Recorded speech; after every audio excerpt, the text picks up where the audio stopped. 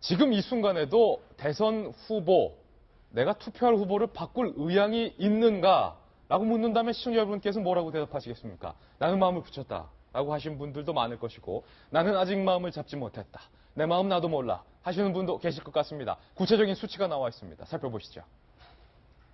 대선이 5일 앞으로 다가온 지금 이 순간 이렇게 묻는다면 여러분은 뭐라고 답하시겠습니까? 현재 지지 후보를 계속해서 지지하시렵니까? 라고 묻는다면 75.8%는 그렇습니다, 나는 계속 지지할 것입니다 라고 답을 했는데, 무려 23.4%가 아니다, 지지할 후보를 바꿀 수도 있다, 오늘 내가 누굴 지지하지만 내일 내가 저 사람을 지지할 수도 있다, 혹은 혹시 모르니 단일화를 할지 좀 대선 막판에 변화를 좀 지켜본 후에 최종적으로 결정을 하겠다 라고 답한 분들이 23.4%, 환산을 한다면 1100만에서 1300만 명이 아직까지 흔들리고 있다는 겁니다. 10 중에 3명, 2.3명 정도가 아직은 마음을 정하지 못했다. 1300만 명입니다. 그리고 만약에 이 대선판에 단일화라는 변수가 생길 경우 어떤 투표 현황을 보일까요? 함께 보시죠. 가상 양자 대결 두 가지 결과를 저희가 준비했습니다. 첫 번째 시나리오는요, 문재인 대 홍준표의 가상 양자 대결이 만약에 이뤄질 경우, 동아일보 여론조사 결과인데요. 이 경우 문재인 후보가 57.8%, 홍준표 후보가 26.1% 가상 대결 결과를 얻는 것으로 나타났습니다. 그런데 상당히 흥미로운 건 안철수 지지자들의 마음입니다.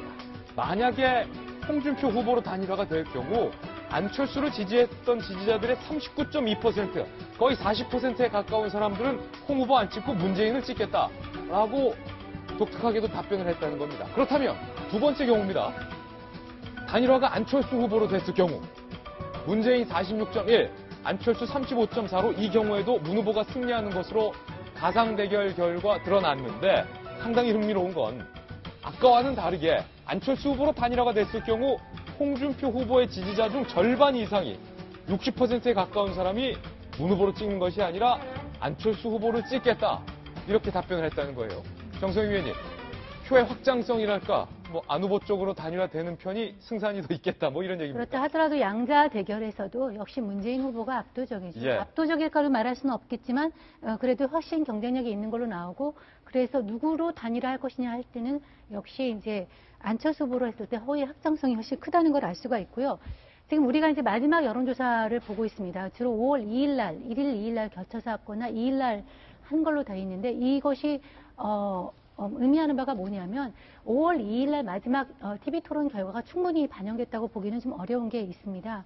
TV 토론이 8시부터 10시까지 이루어졌는데, 거기에 대해서 그날 토론 결과 누가 잘했다, 누가 못했다 판단하실 부분이 있는데, 그것이 충분히 반영되지 못한 측면이 하나 있고요. 또 당일날 있었던 바른정당 의원들의 탈당도 아마 뉴스를 못 보신 분들도 있을 거예요. 그래서 그런 부분들이 여론조사에 충분히 반영되지 않았다는 걸 좀 알 수 있는데, 이 말은 뭐냐면은 이제 깜깜이 선거가 들어가면서부터 이 각 어떤 캠프나 진영 또는 지지자들 중에서 가짜 뉴스가 확산될 가능성이 굉장히 높다는 것입니다. 그러니까 아까 말한 대로 양자 대결에서 우리가 유리하다, 그 다음에 했던 여론조사에서는 우리가 더 앞선다, 그러니까 마지막 사표 방지 심리 때문에 어떤 것도 몰아가는 효과, 그러기 때문에 이번 선거는 5일날 TV 토론이 충분히 반영되지 않았고, 또 여론조사 공포도 안 되기 때문에 역대 또 부동층도 높고 역대 어떤 선거보다 좀 깜깜이 선거가 될 가능성이 크다, 이렇게 말씀드릴 수 있겠습니다. 깜깜이 선거라는 말은 막상 대선 결과가 지금까지 여론조사 결과와는